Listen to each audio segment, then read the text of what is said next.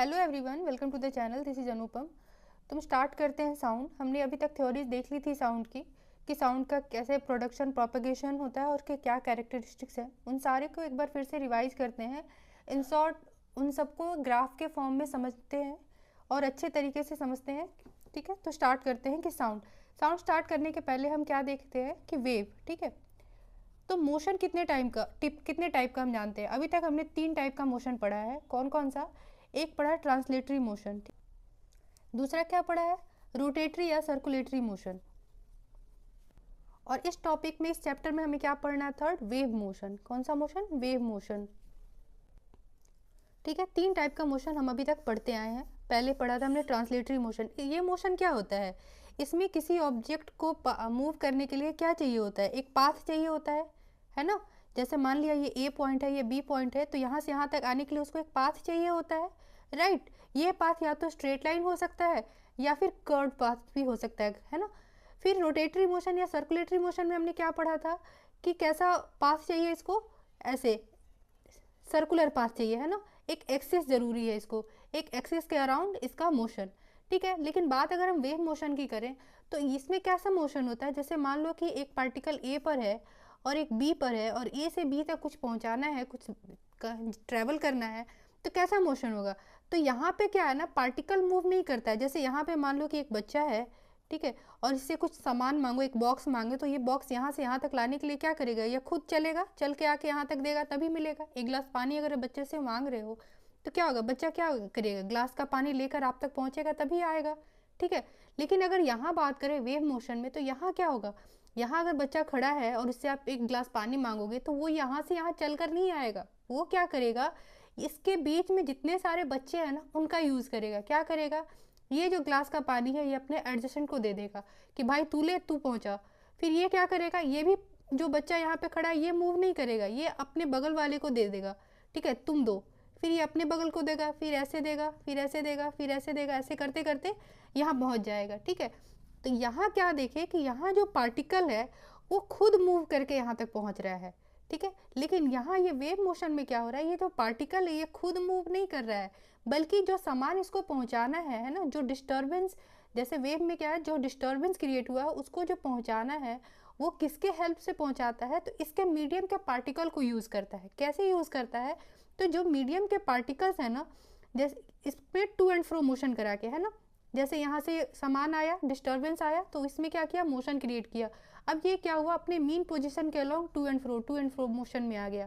जैसे ये आगे की तरफ बढ़ा तो अपने एडजेसेंट पार्टिकल को भी धक्का लगाया, है ना, इसको एनर्जी ट्रांसफर कर दिया, और ये भी टू एंड फ्रो मोशन में आ गया, ये भी वाइब्रेशन में आ गया, टू एंड फ्रो मोशन में आ गया। फिर ये अपने एडजेसेंट को क्या किया? एनर्जी ट्रांसफर किया, पुश करके, है ना, फोर्स लगाया, इस पर फोर्स एक्सर्ट किया, इधर आया तो फिर ये भी क्या हो गया? टू एंड फ्रो मोशन में आ गया। इसके साथ वाला भी टू एंड फ्रो मोशन में आ गया, इसके साथ वाला भी टू एंड फ्रो मोशन में, है ना, टू एंड फ्रो मोशन में। और ऐसे करते करते ये कहाँ पहुँच गया? डिस्टर्बेंस एंड तक पहुँच गया। ठीक है, तो हमने जो ट्रांसलेटरी मोशन में देखा ये क्या था? इसमें पार्टिकल एक्चुअली मूव करता है ना, एक्चुअल मूवमेंट होता है पार्टिकल का। यहाँ पे क्या होता है? पार्टिकल एक एक्सिस के अराउंड मूव कर रहा होता है, एक्सिस के अराउंड मूव कर रहा होता है। जैसे क्या? साइकिल का व्हील है ना, उसमें क्या होता है? जो रिम्स है वो ऐसे लगी होती है ना, कुछ ऐसे लगी होती है। अब यहाँ पे अगर कुछ चिपका हो तो क्या करता है? ऐसे ऐसे ऐसे ऐसे मूव करता है ना। जैसे एक स्ट्रिंग में एक बॉल टाई कर दो, बॉल बांध दो और उसको ऐसे ऐसे घुमाओ, तो क्या होता है? एक एक्सिस के अराउंड वो घूमता है। इसको रोटेटरी या सर्कुलेटरी मोशन कहते हैं। और वही अगर वेव मोशन की बात करें तो वेव मोशन में क्या होता है कि जो पार्टिकल्स है ना, वो टू एंड फ्रो मोशन में आ जाते हैं, वो वाइब्रेट करने लगते हैं। तो इस मोशन को हम क्या कहते हैं? Vibration motion, to and fro motion. इसको हम वाइब्रेशन भी बोल सकते हैं, वाइब्रेशन मोशन भी बोलते हैं। इसको हम टू एंड फ्रो मोशन भी बोलते हैं, टू एंड फ्रो मोशन। ठीक है, इसी को हम ऑसिलेटरी मोशन भी बोल सकते हैं, ऑसिलेटरी मोशन भी बोल सकते हैं, कुछ भी बोल सकते हैं। ठीक है, इसको प्रेशर भी बोलते हैं, क्योंकि बैक एंड फोर्थ मोशन भी बोलते हैं। ठीक है, तो अब एक बात बताओ, इसमें क्या हुआ कि ट्रैवल करने के लिए क्या चाहिए होता है? एक पाथ चाहिए होता है, राइट। पाथ की ज़रूरत है, चाहे वो पाथ रेक्टिलिनियर हो या फिर कर्व्ड हो, किसी तरह का पाथ हो। इसमें क्या चाहिए होता है? एक एक्सिस की ज़रूरत है ना। रोटेटरी या सर्कुलेटरी मोशन में क्या चाहिए? एक एक्सिस चाहिए। लेकिन वाइब्रेशन या वेव मोशन में क्या चाहिए? क्या ज़रूरत है? मीन पोजीशन ज़रूरत है ना, मीन पॉइंट चाहिए, क्योंकि यहाँ जो मोशन होता है वो किसके अलॉन्ग होता है, वो उसके मीन पोजीशन के अलॉन्ग होता है, चाहे वो इस डायरेक्शन में हो या इस डायरेक्शन में हो, राइट, अप एंड डाउन हो या टू एंड फ्रो हो, आगे पीछे हो, ठीक है। तो दोनों केस में बैक एंड फोर्थ हो, तो दोनों केस में हमें क्या चाहिए होता है, मीन पोजीशन चाहिए होता है। तो अब हम समझते हैं कि जो वेव मोशन है, ठीक है, ये इसमें जो पार्टिकल मूव कर रहा है तो इसके मूवमेंट के डायरेक्शन में ये कितने टाइप का वेव मोशन होता है ना, on the basis of particle के मूवमेंट का डायरेक्शन और वेव प्रोपगेशन का डायरेक्शन, इनके बेसिस पे वेव कितने टाइप का होता है, तो दो टाइप का होता है। कितने टाइप का होता है, दो टाइप का होता है, लॉन्गिट्यूडनल वेव और ट्रांसवर्स वेव, दो टाइप का वेव होता है, ठीक है। किसके बेसिस पे, direction of movement of particle. तो अगर वेव का प्रोपगेशन जिस डायरेक्शन में है, मान लो वेव प्रोपगेशन का डायरेक्शन ये है, तो इसी के अलोंग अगर पार्टिकल वाइब्रेट कर रहा है, ठीक है, इसी के अलोंग अगर टू एंड फ्रो मोशन में है, तो वो क्या होता है, लॉन्गिट्यूडनल वेव होता है, ठीक है, लॉन्गिट्यूडनल वेव होता है। और वही अगर वेव का डायरेक्शन, वेव प्रोपगेशन का डायरेक्शन ये है, लेकिन पार्टिकल का डायरेक्शन कैसे है, पार्टिकल ऐसे मूव कर रहा है ना, मेन पोजीशन के अलोंग ऐसे अप एंड डाउन मूव कर रहा है, तो उस केस में क्या होता है, ट्रांसवर्स वेव होता है। मतलब यहाँ कैसा होता है डायरेक्शन, पैरेलल, यहाँ कैसा होता है पैरेलल, और यहाँ कैसा होता है परपेंडिकुलर, ठीक है। मतलब क्या कि वेव हमारा आगे बढ़ रहा है तो पार्टिकल भी कैसे वाइब्रेट कर रहा है, ऐसे ऐसे ऐसे, है ना, ऐसे वाइब्रेट कर रहा है। इस डायरेक्शन में अगर पार्टिकल वाइब्रेट कर रहा है और वेव इसी डायरेक्शन में प्रोपेगेट कर रहा है, तो हमारा कौन सा वेव होता है, लॉन्गिट्यूडनल वेव होता है। लेकिन वही अगर हमारा वेव आगे की तरफ ऐसे बढ़ते जा रहा है, इस एक्स एक्सिस में अगर बढ़ रहा है, लेकिन जो पार्टिकल का डायरेक्शन है, पार्टिकल कैसे वाइब्रेट कर रहा है, वो अप एंड डाउन कर रहा है, up and down up and down up and down कर रहा है, ठीक है, ठीक उसके परपेंडिकुलर, तो फिर वो कौन सा वेव होगा, ट्रांसवर्स वेव होगा। जैसे यहाँ एग्जाम्पल में भी क्या हो रहा है कि जो स्प्रिंग लगा हुआ है, टाई है स्प्रिंग, एक डायरेक्शन, एक एंड पे क्या है, बंधा हुआ है, दूसरे एंड से जब हम उसको पुश करके छोड़ रहे हैं, तो जिस डायरेक्शन में वो प्रोपेगेट कर रहा है, जिस डायरेक्शन में एनर्जी ट्रांसपोर्ट हो रही है, उसी डायरेक्शन में वेव क्या हो रहा है, उसी डायरेक्शन में ट्विस्ट क्या हो रहा है, प्रेस हो रहा है, खुल रहा है, प्रेस हो रहा है, खुल रहा है, प्रेस हो रहा है, खुल रहा है ना। मतलब पार्टिकल उसी डायरेक्शन में मूव कर रहा है, उसी डायरेक्शन में टू एंड फ्रो मोशन में है। लेकिन यहाँ पे क्या हो रहा है कि ये जो वेव है, ये वेव दिख रहा है आगे की तरफ जा रहा है, लेकिन ये पार्टिकल कहाँ मूव कर रहा है, ये up and down up and down up and down move कर रहा है, ठीक है। यहाँ तक कोई दिक्कत, ठीक है। अब हम आगे पढ़ते हैं। एक चीज़ और, तो यहाँ क्या देख रहे हैं कि ये वेव जो मूव कर रहा है, इसमें क्या मूव हो रहा है, क्या वाइब्रेट कर रहा है, पार्टिकल वाइब्रेट कर रहा है। मतलब क्या हो रहा है कि पार्टिकल वाइब्रेट करके अपनी एनर्जी को एक जगह से दूसरे जगह ट्रांसपोर्ट कर रही है ना, अपने वाइब्रेशन को, अपने डिस्टर्बेंस को एक जगह से दूसरे जगह ट्रांसपोर्ट कर रही है। लेकिन वो सारे वेव को क्या बोलते हैं, जहाँ की पार्टिकल नहीं हो, जैसे लाइट वेव। लाइट वेव जब हमारा वैक्यूम से आता है तो क्या वहाँ पे कोई पार्टिकल है, नहीं है, बट फिर भी वो लाइट वेव हमें हमें मिलता है। तो अब हम देखते हैं कि types of wave on the basis of medium के कितने टाइप के होते हैं। मीडियम पे बेस्ड टाइप कितने होते हैं वेव के, तो दो टाइप के होते हैं। एक हो गए वो सारे वेव जिनको ट्रैवल करने के लिए मीडियम चाहिए ही चाहिए, ठीक है, और एक वो वेव हो गए जिनके ट्रैवल के लिए मीडियम जरूरी नहीं है, मतलब वो वैक्यूम में भी ट्रैवल कर सकते हैं और वो मीडियम में भी ट्रैवल कर सकते हैं। वो दो टाइप कौन से होते हैं, एक होता है मैकेनिकल वेव और दूसरा non mechanical wave. Non mechanical wave में मीडियम जरूरी नहीं है, बट ये मीडियम में भी ट्रैवल कर सकते हैं और वैक्यूम में भी ट्रैवल कर सकते हैं, राइट। मीडियम नॉट नेसेसरी, इसका यही मतलब है कि ये दोनों तरह से ट्रैवल कर सकते हैं, मतलब मीडियम में भी कर सकते हैं और वैक्यूम में भी कर सकते हैं, ठीक है। ये मीडियम में भी ट्रैवल कर सकते हैं और वैक्यूम में भी कर सकते हैं। तो इसका क्या एग्जांपल है, इलेक्ट्रोमैग्नेटिक वेव। कौन सा, इलेक्ट्रोमैग्नेटिक वेव। इसका और क्या एग्जांपल है, रेडियो वेव, है ना, और गामा रेज। और कौन सा एग्जांपल है, माइक्रोवेव्स, ठीक है। तो ये सारे क्या है कि ये वैक्यूम में भी ट्रैवल कर सकते हैं, मीडियम में भी कर सकते हैं, मतलब इसको ज़रूरी नहीं है कि मीडियम चाहिए ही चाहिए, ठीक है। लेकिन मैकेनिकल वेव वो वेव होते हैं जिनको ट्रैवल करने के लिए मीडियम की ज़रूरत होती है, मीडियम के पार्टिकल्स की ज़रूरत होती है, ठीक है। और इसका एग्जाम्पल क्या है, इसका एग्जाम्पल है साउंड वेव। और कौन सा एग्जाम्पल है इसका, वाटर वेव और प्रेशर वेव, है ना। प्रेशर कहाँ क्रिएट होगा, पार्टिकल होगा तभी तो, जहाँ डेंसिटी ज़्यादा होगा तो प्रेशर ज़्यादा होगा, यानी कि प्रेशर वेव के लिए भी क्या चाहिए, मीडियम चाहिए, है ना। और क्या एग्जांपल है इसका, सेस्मी वेव, सेस्मिक वेव जो होता है। ठीक है, अब हम आगे चलते हैं। तो यहाँ तक तो क्लियर हो गया कि वेव्स का टाइप दो तरीके का, कब कब, मीडियम पे बेस्ड दो टाइप का हो गया, मैकेनिकल और नॉन मैकेनिकल, और डायरेक्शन ऑफ प्रोपेगेशन पे बेस्ड, डायरेक्शन ऑफ प्रोपेगेशन पे बेस्ड दो टाइप का, लॉन्गिट्यूडनल और ट्रांसवर्स वेव। ठीक है, तो अब हम अगर बात करें साउंड वेव का, तो साउंड वेव हमारा किस टाइप का है, मैकेनिकल वेव है ना, किस टाइप का है, मैकेनिकल वेव। और उसमें भी किस टाइप का है, तो लॉन्गिट्यूडनल वेव। क्यों, क्योंकि उसका जो डायरेक्शन है, उसमें पार्टिकल का जो डायरेक्शन है वो प्रोपेगेशन के अलोंग होता है। ठीक है, उसके पैरेलल है, मतलब ऐसे पैरेलल। ठीक है, ठीक है, तो यहाँ जो पार्टिकल का डायरेक्शन है वो वेव प्रोपेगेशन के डायरेक्शन के अलोंग है, मतलब पैरेलल है, और ये यहाँ पे क्या होगा, परपेंडिकुलर है। इसमें ज़्यादा थ्योरी मैं देख नहीं रही हूँ, क्योंकि हम लोग प्रीवियस वीडियो में सारे थ्योरीज देख चुके हैं। तो हम यहाँ पे इस वीडियो में सिर्फ समझते हैं कि क्या एक्चुअली है वेव, क्या है, कैसे प्रोपेगेशन हो रहा है, क्या टाइप्स हैं, क्या कैरेक्टरिस्टिक्स है, कैसे डिस्टिंग्विश करेंगे। ठीक है, तो यहाँ पे हम सिर्फ समझ रहे हैं इस वीडियो में। नेक्स्ट टॉपिक हमारा क्या है, प्रोडक्शन ऑफ साउंड वेव, कि साउंड वेव प्रोड्यूस कैसे होता है। ठीक है, साउंड वेव कैसे प्रोड्यूस होता है, तो हमने क्या देखा था कि जब भी किसी ऑब्जेक्ट के बीच, दो ऑब्जेक्ट के बीच में टक्कर होता है, कॉलिजन होता है, तो इससे क्या हो रहा है, वाइब्रेशन हो रहा है, और इसके कारण साउंड प्रोड्यूस हो रही है। साउंड कैसे प्रोड्यूस हो रही है, टक्कर के कारण। जब भी किसी दो ऑब्जेक्ट के बीच में टक्कर होगा, कॉलिजन होगा, तो यहाँ पे वाइब्रेशन क्रिएट होगा, और इसके कारण साउंड क्रिएट होगा, साउंड वेव प्रोड्यूस होगा।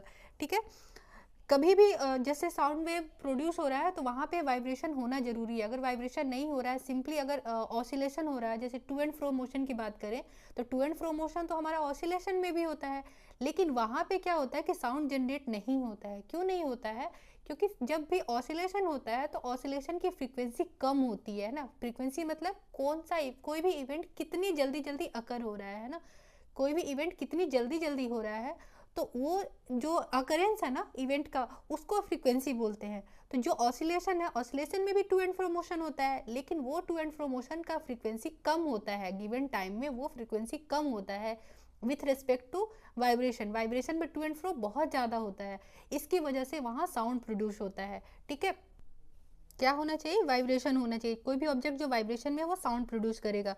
वाइब्रेशन कैसे, तो कॉलिजन है ना, कॉलिजन होगा, टक्कर होगा दो ऑब्जेक्ट के बीच में, तो वहां पे तभी वाइब्रेशन होगा, और वाइब्रेशन के कारण फिर साउंड का प्रोडक्शन होगा। ठीक है, तो जैसे ही कॉलिजन होता है, जैसे ही कॉलिजन होता है तो क्या होता है, यहाँ पे कुछ कार्य करने की क्षमता, मतलब कुछ एनर्जी जनरेट होता है। उस एनर्जी को हम क्या बोलते हैं, वेव एनर्जी बोलते हैं। क्या बोलते हैं, वेव एनर्जी बोलते हैं। तो इसके कारण क्या जनरेट होता है, वेव एनर्जी जनरेट होता है ना।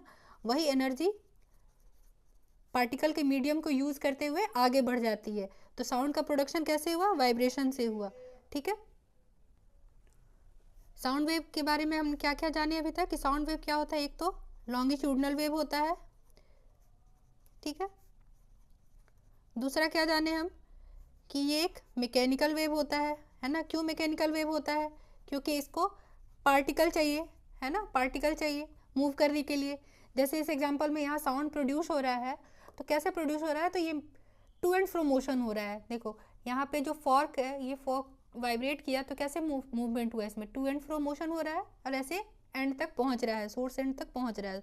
ठीक है, तो ये क्या है, क्या चाहिए इसको, कैसे वाइब्रेट कर रहा है, ये मीडियम के पार्टिकल को वाइब्रेट कर दे रहा है। मतलब क्या है कि ये एक मैकेनिकल वेव है और लॉन्गिट्यूडनल वेव है। ठीक है, यहाँ तक तो कोई दिक्कत नहीं है। अब हम पढ़ते हैं कि ये साउंड वेव प्रोपेगेट कैसे होता है, कैसे ट्रेवल करता है मीडियम में, यानी कि प्रोपेगेशन ऑफ साउंड हमारा नेक्स्ट टॉपिक। यहाँ सोर्स है, ठीक है, एक सोर्स स्ट्रिंग है, और यहाँ पे एंड है, यहाँ लिसनर है। तो यहाँ साउंड प्रोड्यूस हुई, यहाँ पे जो साउंड प्रोड्यूस हुई वो यहाँ से यहाँ तक कैसे ट्रेवल किया, तो इसके बीच में क्या है, मीडियम है। क्या मीडियम है, एयर है, एयर पार्टिकल्स है, एयर मीडियम है तो उनके पार्टिकल्स एयर पार्टिकल्स हैं। तो यहाँ से जो सोर्स से जब साउंड क्रिएट हुआ, जब तक साउंड नहीं क्रिएट हुआ तब तक मीडियम के पार्टिकल कैसे हैं, स्टेबल है, वैसे ही है ना, अपने जगह पे हैं, कोई जैसे कोई मूवमेंट नहीं है। लेकिन जैसे ही साउंड प्रोड्यूस हुआ, जैसे ही साउंड प्रोड्यूस हुआ तो क्या हुआ, यहाँ पे दबाव बना। ये क्या किया, इसको जैसे यहाँ पार्टिकल है, इस जैसे ही यहाँ से साउंड प्रोड्यूस हुआ तो ये क्या किया, पार्टिकल वाइब्रेट होके इससे टकराया, है ना। तो जब इससे टकराया तो जिस समय टकराया उस समय क्या हुआ, ये आपस में चिपक गए, मतलब यहाँ क्या हुआ, नंबर ऑफ पार्टिकल्स इस रीजन में क्या हो गया, ज़्यादा हो गए, है ना, ज़्यादा हो गए। ये क्या किया, यहाँ के पार्टिकल्स को दबा दिया, है ना, दबा दिया, यहाँ धक्का दिया, यहाँ दबाव बढ़ाया। तो जब नंबर ऑफ पार्टिकल्स बढ़ गए, डेंसिटी बढ़ गया, मतलब यहाँ पे क्या हुआ, कंप्रेशन, है ना, कंप्रेशन हुआ ना। यहाँ पे कैसा रीजन जनरेट हुआ, यहाँ पे हाई प्रेशर रीजन जनरेट हुआ। अब उसके बाद यहाँ आया तो इसमें भी टक्कर हो गया, इसमें टक्कर हुआ, अब ये आगे बढ़ गया। जब आगे बढ़ गया तो थर्ड सेट ऑफ पार्टिकल के पास धक्का लगाया, है ना, वहां चिपका, तो वहां पे क्या हो गया, again compression, high pressure region generate. अच्छा, जब यहाँ पे पार्टिकल था और ये पार्टिकल यहाँ था, जब यहाँ डिस्टर्बेंस आया तो ये क्या किया, टू एंड फ्रो मोशन में आके इससे चिपक गया। लेकिन क्या है, ये मूव भी तो कर रहा है ना, ये दोनों मूव कर रहे हैं। तो जिस समय चिपके उस समय हाई प्रेशर रीजन, और उसके बाद क्या है, ये फिर अलग हो गया ना, ये आगे चला गया और ये अपनी मीन पोजीशन से पीछे आ गया, है ना। टू एंड फ्रो कैसे होता है, मीन पोजीशन के अलोंग ही तो होता है, जैसे ये मीन पोजीशन है तो इसके अलोंग ही तो होता है, इधर इधर इधर इधर। तो जब ये चिपका, ऐसे धक्का लगाया, ये अपनी मीन पोजीशन से आगे गया, इसको धक्का लगाया, उसके बाद ये क्या हुआ, वापस अपनी पोजीशन पे आया। तो पोजीशन से आने के बाद पीछे भी आ जाता है, क्योंकि ये टू एंड फ्रो मोशन हो रहा है। तो जिस समय ये पीछे आया और यहाँ के पार्टिकल आगे गए तो बीच का जगह क्या हो गया, खाली। तो वहाँ पे कैसा रीजन जनरेट हुआ, लो प्रेशर रीजन। क्यों, क्योंकि वहाँ नंबर ऑफ पार्टिकल्स कम हो गए। तो जब लो प्रेशर रीजन जनरेट हुआ तो उस जगह को हम क्या बोलते हैं, रेरिफेक्शन, ठीक है। जहाँ जब पार्टिकल चिपका हाई प्रेशर रीजन जनरेट हुआ तो उसको हम क्या बोलते हैं, कंप्रेशन। लेकिन जब पार्टिकल्स अलग अलग हो गए, मतलब यहाँ के पार्टिकल आगे चले गए, यहाँ के पार्टिकल पीछे आ गए, क्योंकि ये तो सारे वाइब्रेशन में है, टू एंड फ्रो मोशन में है। तो जब पीछे आ गए तो क्या हुआ, नंबर ऑफ पार्टिकल्स उस रीजन में कम हो गए। जैसे ही नंबर ऑफ पार्टिकल्स कम हुए, मतलब वहाँ पे कौन सा रीजन जनरेट हुआ, लो प्रेशर रीजन, और उस रीजन को हम क्या बोलते हैं, रेरिफेक्शन बोलते हैं, ठीक है। तो एग्जाम्पल में देखते हैं, ठीक है। जब सोर्स से निकला वाइब्रेशन या डिस्टर्बेंस निकला तो क्या हुआ, वो आगे बढ़ाया, फिर यहाँ के पार्टिकल्स धक्का लगा के वापस अपनी जगह पे आ गए, फिर ये आगे बढ़ाया, है ना, फिर ये पार्टिकल्स अपनी जगह पे आ गए, फिर आगे बढ़ाया धक्का, ऐसे ही धक्का आगे बढ़ते बढ़ते बढ़ते बढ़ते कहाँ पहुँच गया, एंड तक पहुँच गया। तो जिस रीजन में प्रेशर कम है ना, जिस रीजन, जो लो प्रेशर रीजन है, जहाँ पे पार्टिकल्स कम है, उसको हम क्या बोलते हैं, रेरिफेक्शन बोलते हैं। और जहाँ पे दबाव ज़्यादा है ना, हाई प्रेशर रीजन है, जहाँ कंप्रेशन हुआ है, उसको हम क्या बोलते हैं, कंप्रेशन बोलते हैं। तो compression, rarefaction, compression, rarefaction, compression, rarefaction, इसी सीरीज में साउंड कहाँ से, सोर्स से निकल के एंड तक पहुंच जाती है, सोर्स से निकल के एंड तक पहुंच जाती है। तो इसी को जब हम ग्राफ के फॉर्म में देखते हैं ना, कि कैसे रिप्रेजेंट, जब ग्राफ के फॉर्म में देखते हैं कि कैसे प्रोपेगेट हो रही है साउंड, तो उसका ग्राफ कुछ इस तरीके से बनता है। जैसे हम एक्स एक्सिस और वाई एक्सिस लेते हैं, एक्स एक्सिस पे क्या लेते हैं, हम डिस्टेंस लेते हैं, ठीक है, इस पे क्या लिया, डिस्टेंस लिया, ये डिस्टेंस, ठीक है। और वाई एक्सिस पे क्या लिया, वाई एक्सिस पे ये क्या हो रहा है, प्रेशर जनरेट हो रहा है। तो हम वाई एक्सिस पे क्या लेते हैं, या तो प्रेशर लेते हैं या फिर डेंसिटी लेते हैं, ठीक है, प्रेशर या फिर डेंसिटी, दोनों एक ही बात है, क्योंकि जहाँ पे डेंसिटी ज़्यादा वहीं तो प्रेशर जनरेट होती है, वहीं तो प्रेशर ज़्यादा होता है। तो अब देखो, पहले क्या है, पहले तो पार्टिकल, जब कोई साउंड जनरेट नहीं हो रहा है सोर्स से, तो उस समय पार्टिकल क्या है, मीन पोजीशन पे। ये क्या है, ये एक्सिस को क्या बोलते हैं, मीन पोजीशन बोलते हैं ना, इक्विलिब्रियम या मीन बोलते हैं, ठीक है। मीन बोल दो, एवरेज बोल दो, इक्विलिब्रियम बोल दो। तो जिस समय साउंड जनरेट नहीं हो रहा है उस समय पार्टिकल क्या है, अपने मीन पोजीशन पे है, यहाँ पे है, ठीक है। जैसे ही साउंड जनरेट हुआ तो मतलब क्या, प्रेशर बढ़ा तो हाई प्रेशर को हम ऐसे दिखाएंगे। उसके बाद क्या हुआ, ये वापस रेरिफेक्शन, मीन पोजीशन पे आना चाहा, मीन पोजीशन पे आने के बाद क्या होता है, फिर नीचे जाता है, टू एंड फ्रो मोशन है, नीचे गया, नीचे आने के बाद ये वापस अपने इक्विलिब्रियम पोजीशन पे, मीन पोजीशन पे पहुंच गया। उसके बाद क्या है, ये एक बार मूव हुआ है ना, ये एक बार मूव हुआ, लेकिन ये एक बार तो हो नहीं रहा है, वाइब्रेशन तो कंटिन्यूस हो रहा है। मतलब क्या, ये फिर ऊपर जाएगा, है ना, फिर से हाई प्रेशर रीजन बनाएगा, फिर अपनी मीन पोजीशन पे पहुंचेगा।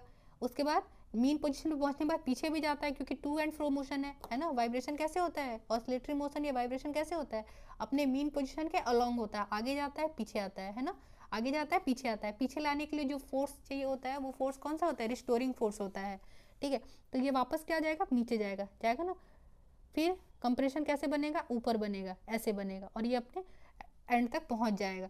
तो ये जो ऊपर है, ये हम्प है, ये जो पीक है, इसको एक तो पीक बोलते हैं, और क्या बोलते हैं, इसको क्रेस्ट बोलते हैं, ठीक है। और ये जो वैली है, ये क्या है, वैली है, इसको और क्या बोलते हैं, इसको ट्रफ बोलते हैं, इसको ट्रफ बोलते हैं, ठीक है। तो ये जो पीक है वो हमारा क्या है, वो कंप्रेशन है, वो क्या है, कंप्रेशन है, ये हाई प्रेशर रीजन है, कंप्रेशन है। और ये किसको दिखाता है, रेरिफेक्शन को दिखाता है, ठीक है।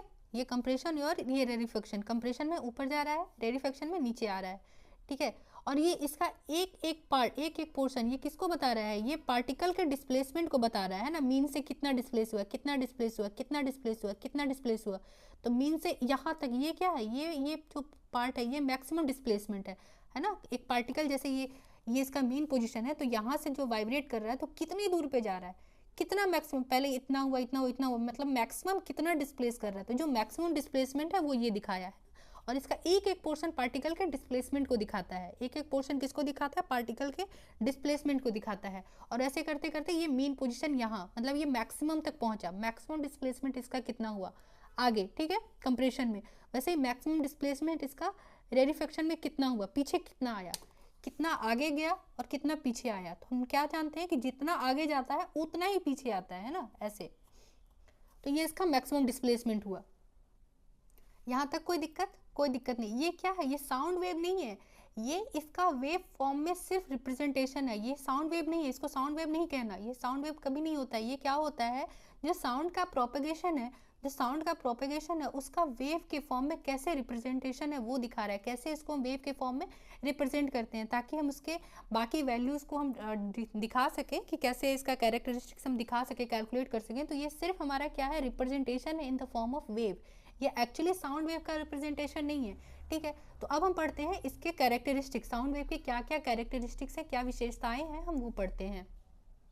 इसमें हम क्या क्या टॉपिक पढ़ेंगे, इसमें हम कवर करेंगे एक तो एम्पलीट्यूड, ठीक है, फिर वेवलेंथ, फिर टाइम पीरियड एंड फ्रीक्वेंसी। हम स्टार्ट करते हैं वेवलेंथ से कि वेवलेंथ क्या होता है। तो जैसे कोई साउंड वेव है, ठीक है, कोई साउंड वेव है,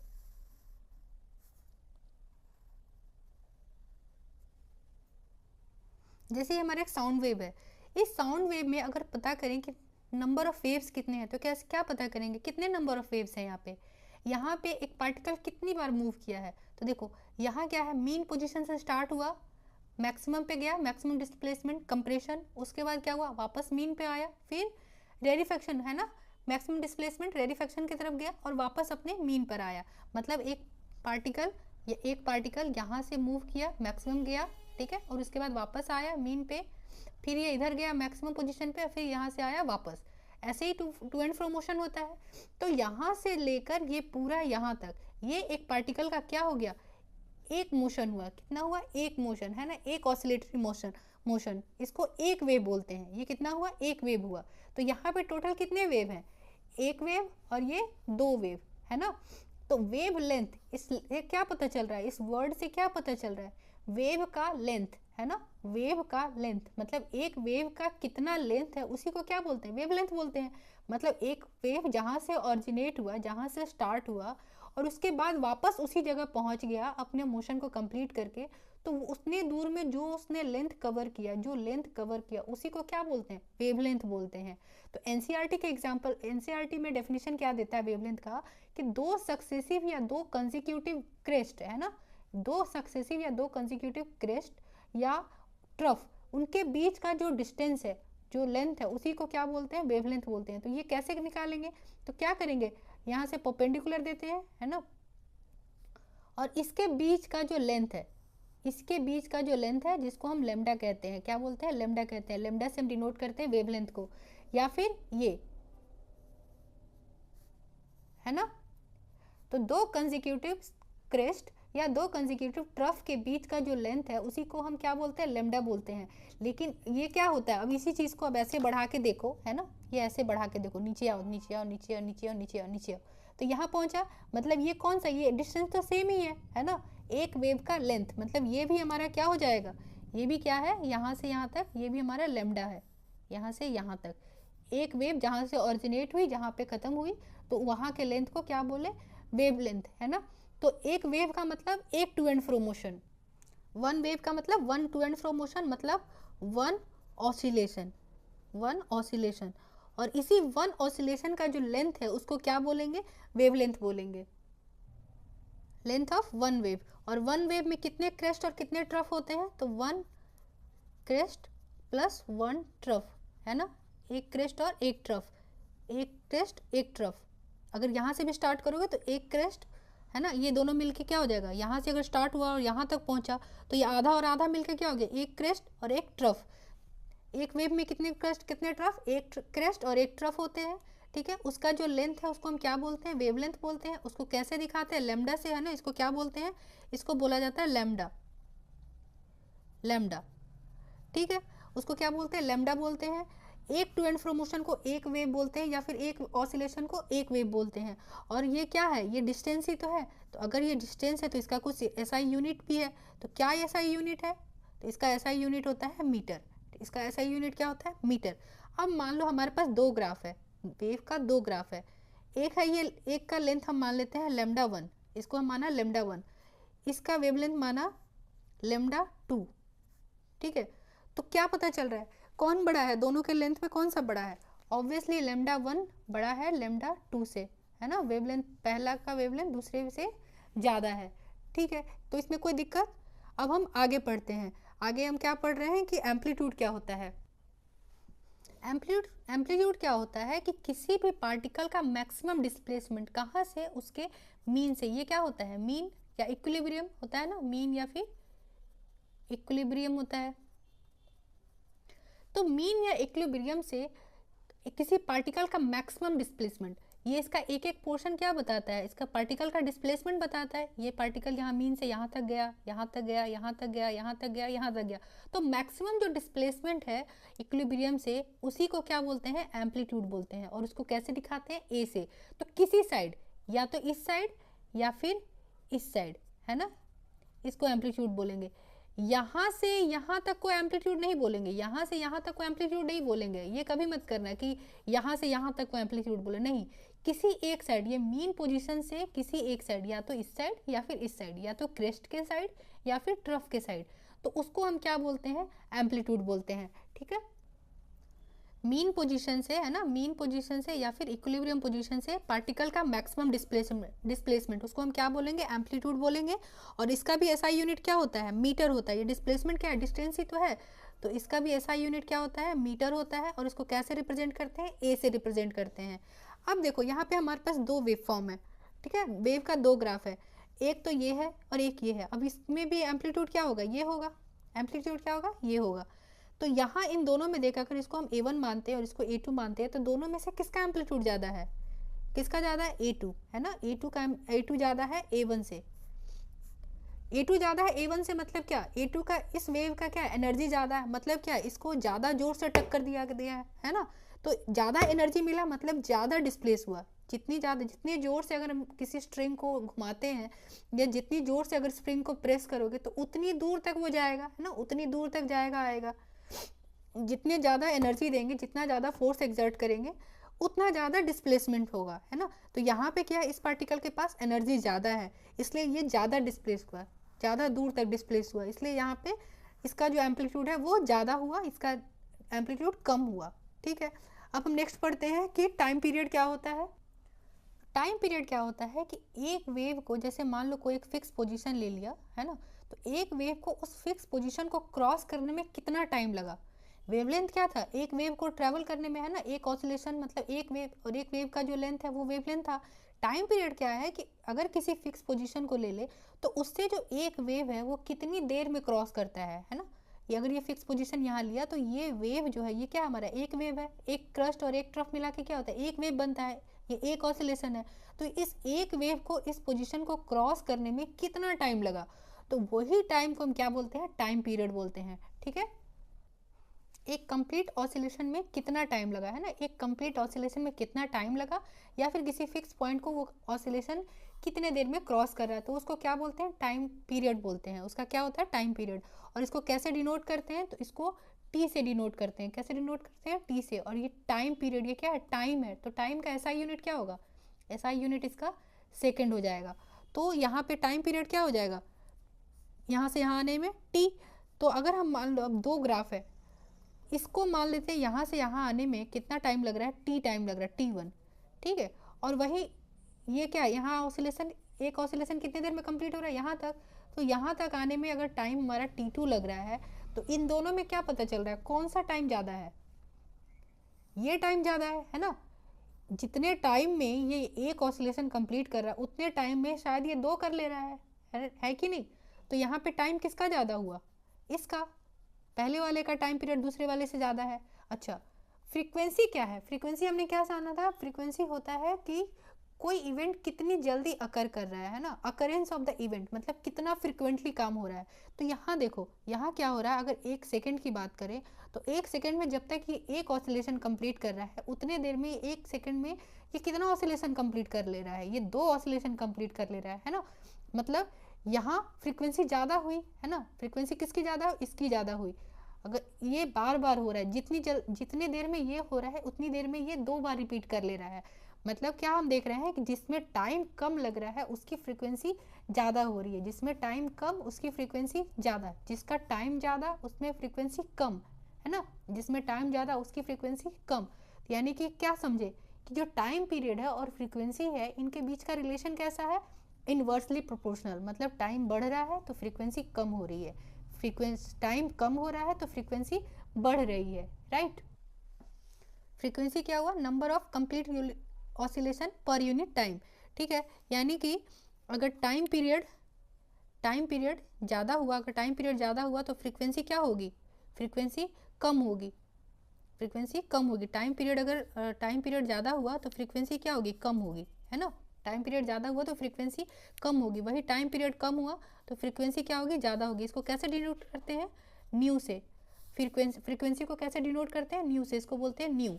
और इसका एसआई यूनिट क्या होता है, एसआई यूनिट होता है हर्ट्ज। क्या होता है, हर्ट्ज, ठीक है। यहाँ पे देखें ना पहले वाले ग्राफ में कि यहाँ पे क्या हो रहा है कि यहाँ टाइम पीरियड ज़्यादा हो रहा है, मतलब टाइम पीरियड अगर ज़्यादा है तो फ्रीक्वेंसी क्या है, कम है। यहाँ पे एक ऑसिलेशन हो रहा है, क्या हो रहा है, इतने टाइम में एक कंप्लीट ऑसिलेशन हो रहा है।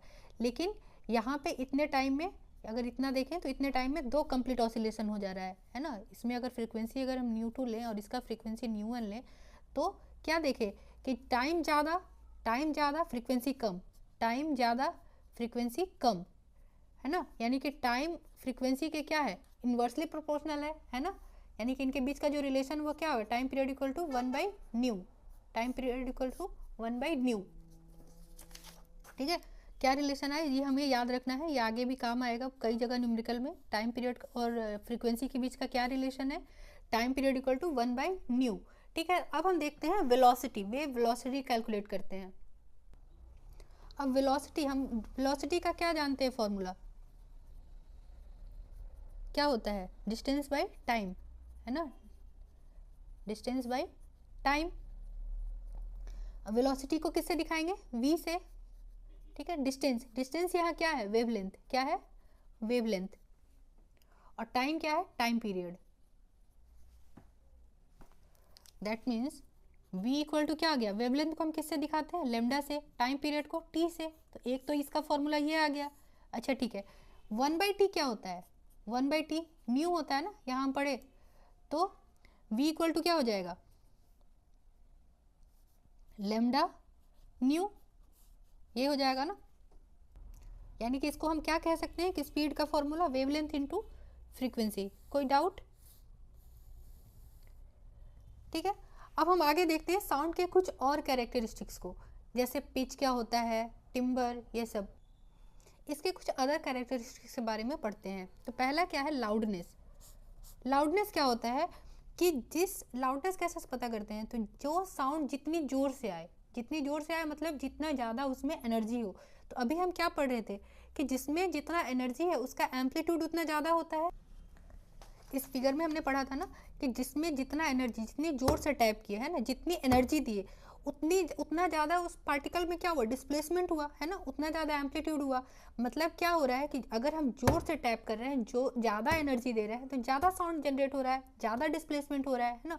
तो इसको हम कह सकते हैं ना कि जितना ज़्यादा एम्पलीट्यूड, किसी भी साउंड में एम्पलीट्यूड जितना ज़्यादा होगा वो साउंड क्या होगी, उतनी ज़्यादा लाउड होगी, राइट। मतलब लाउडनेस का रिलेशन किसके साथ है, एम्पलीट्यूड के साथ है। लाउडनेस का रिलेशन किसके साथ है? एम्पलीट्यूड के साथ है। तो लाउडनेस जो है ना वो एम्पलीट्यूड के स्क्वायर के डायरेक्टली प्रोपोर्शनल होता है ना। अगर लाउडनेस की बात करें तो एम्पलीट्यूड अगर 2 है तो लाउडनेस कितना होगा? 4 डेसिबल होगा। लाउडनेस को हम डेसिबल में लिखते हैं। लाउडनेस किसके डायरेक्टली प्रोपोर्शनल होता है? एम्पलीट्यूड के स्क्वायर के, ठीक है। एम्पलीट्यूड जितना ज़्यादा होगा लाउडनेस उतनी ज़्यादा होगी। इसको हम ये भी कह सकते हैं कि किसके डायरेक्टली प्रोपोर्शनल है? एनर्जी के, ठीक है। एनर्जी जितनी ज़्यादा लाउडनेस उतनी ज़्यादा, मतलब एनर्जी बढ़ेगी अगर तो एम्पलीट्यूड बढ़ेगा, और एम्पलीट्यूड बढ़ा तो लाउडनेस बढ़ेगा, ठीक है। तो अगर हम मेल और फीमेल की आवाज़ में कहें तो मेल और फीमेल की आवाज़ में लाउडनेस किसकी ज़्यादा होती है? मेल की आवाज़ की ज़्यादा लाउडनेस होती है ना, क्योंकि एम्पलीट्यूड ज़्यादा होता है। और वही अगर हम बात करें जैसे लायन की आवाज़ है, लायन की आवाज़ की भी एम्पलीट्यूड क्या होता है? उसका ज़्यादा होता है, ठीक है। और जो सॉफ्ट साउंड होता है, सॉफ्ट साउंड में एम्पलीट्यूड कम होता है। एम्पलीट्यूड कम होने से लाउडनेस कम होती है। मतलब लाउडनेस या सॉफ्टनेस हमारा किस पे डिपेंड करता है? वो एम्पलीट्यूड पे, राइट, एम्पलीट्यूड पे डिपेंड करता है। अब हमारा नेक्स्ट है पिच। कि पिच क्या होता है? पिच कहते हैं नंबर ऑफ फ्रीक्वेंसी, है ना। साउंड जो ओमिट हो रहा है, साउंड जो निकल रहा है, तो उस समय उसकी फ्रीक्वेंसी कितनी है। अगर किसी साउंड में फ्रीक्वेंसी ज़्यादा है, मतलब गिवन टाइम में अगर वो ज़्यादा नंबर ऑफ ऑसिलेशन कंप्लीट कर रहा है ना, फ्रीक्वेंसी ज़्यादा है, तो वो साउंड कैसी होगी? उसका पिच क्या होगा? हाई होगा। वो बहुत श्रिल होगी, पतली होगी, श्रिल आवाज़ होगा। और वही अगर फ्रीक्वेंसी कम है साउंड की, है ना, नंबर ऑफ ऑसिलेशन जो है वो किसी गिवन टाइम में कम कंप्लीट करता है, तो उसकी फ्रीक्वेंसी क्या होगी? कम होगी। और अगर फ्रीक्वेंसी कम होगी तो वो उसका पिच क्या होगा? कम होगा। मतलब पिच हाई होगा अगर, है ना, फ्रीक्वेंसी ज़्यादा, मतलब पिच हाई उसे साउंड को हम क्या बोलते हैं? श्रिल आवाज़ बोलते हैं, जो फीमेल की आवाज़ होती है। और जब फ्रीक्वेंसी कम होगी तो हमारा क्या होगा? पिच कम होगा। पिच कम होने से वो वॉइस कैसा होता है? डीप वॉइस होता है, राइट। Depends upon frequency. अगर फ्रीक्वेंसी ज़्यादा तो पिच क्या होगा? वो भी ज़्यादा होगा। और पिच ज़्यादा मतलब कैसा आवाज़ होगा? श्रिल वॉइस होगी, है ना। फ्रीक्वेंसी कम तो पिच क्या होगा? कम। पिच कम होने का मतलब कैसा आवाज़ होगा? डीप वॉइस होगा, ठीक है। इसका ग्राफ भी देख लेते हैं। इस ग्राफ में क्या है? इसमें फ्रीक्वेंसी ज़्यादा है। जितनी देर में ये 2 साइकिल कंप्लीट कर रहा है उतनी देर में ये क्या कर रहा है? ये 1 साइकिल कंप्लीट कर रहा है ना। जितनी देर में इसमें 2 वेव आया, 2 ऑसिलेशन कंप्लीट हुआ, उतनी देर में ये 1 ऑसिलेशन कंप्लीट हुआ। मतलब यहाँ क्या है? यहाँ फ्रीक्वेंसी ज़्यादा है। फ्रीक्वेंसी ज़्यादा है मतलब इसमें पिच भी क्या है? इसका हाई है। और यहाँ क्या है? फ्रीक्वेंसी कम है। फ्रीक्वेंसी कम है ना, तो पिच क्या है? लो है। पिच क्या है? लो है। एम्पलीट्यूड में भी सेम है, वही ग्राफ हम देख लेते हैं। एम्पलीट्यूड यहाँ क्या है? यहाँ एम्पलीट्यूड, और यहाँ एम्पलीट्यूड कौन सा ज़्यादा है? A1 A2 में A2 बड़ा है A1 से, मतलब ये लाउड साउंड है। ये किसका ग्राफ है? लाउड का, और ये सॉफ्ट का, ठीक है। नेक्स्ट हम पढ़ते हैं हमारा टिम्बर क्या होता है। अभी अगर साउंड की पिच और उसका लाउडनेस, है ना, अगर किसी 2 साउंड की पिच और उसका लाउडनेस ये दोनों क्या है? सेम है। सेम अगर हो तो फिर हम कैसे फाइंड आउट करेंगे कि 2 अलग अलग साउंड है? तो वो कैसे फाइंड आउट करते हैं? वो इससे टिम्बर से फाइंड आउट करते हैं। इसको हम क्या बोलते हैं? इसको क्वालिटी ऑफ साउंड भी बोलते हैं। क्वालिटी ऑफ साउंड भी बोलते हैं। और ये किस पे डिपेंड करता है? ये नेचर ऑफ सोर्स पे डिपेंड करता है ना। किस पे डिपेंड करता है? नेचर ऑफ सोर्स पे, कि किस सोर्स से आ रहा है। जैसे क्या, वायलिन का आवाज़ अलग होता है, गिटार का अलग होता है, तबला का अलग होता है।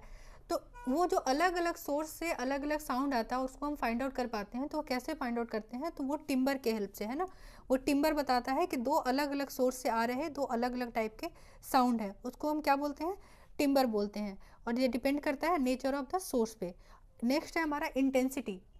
इंटेंसिटी मतलब कितनी ज़्यादा तीव्रता, कितनी इंटेंसिटी से कोई साउंड आ रही है। जैसे मान लो कि कोई लाउड स्पीकर है ना, कोई लाउड स्पीकर है, और अगर इसके जगह पे यहाँ पे कोई पर्सन खड़ा है और एक पर्सन यहाँ खड़ा है, तो किसे ज़्यादा तेज़ सुनाई देता है? इस पर्सन को जो लाउड स्पीकर के बिल्कुल पास है ना, जो लाउड स्पीकर के बिल्कुल पास है उसको। क्यों? क्योंकि यहाँ पे साउंड का जो इंटेंसिटी है वो ज़्यादा है। यहाँ साउंड का इंटेंसिटी ज़्यादा है विथ रिस्पेक्ट टू यहाँ।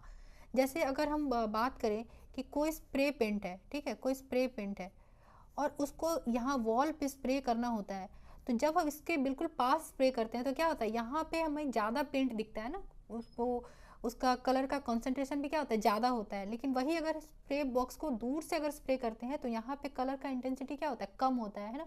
वो ज़्यादा एरिया में कवर होता है, ज़्यादा एरिया कवर करता है और उसकी जो कलर कंसंट्रेशन है वो भी कम होता है।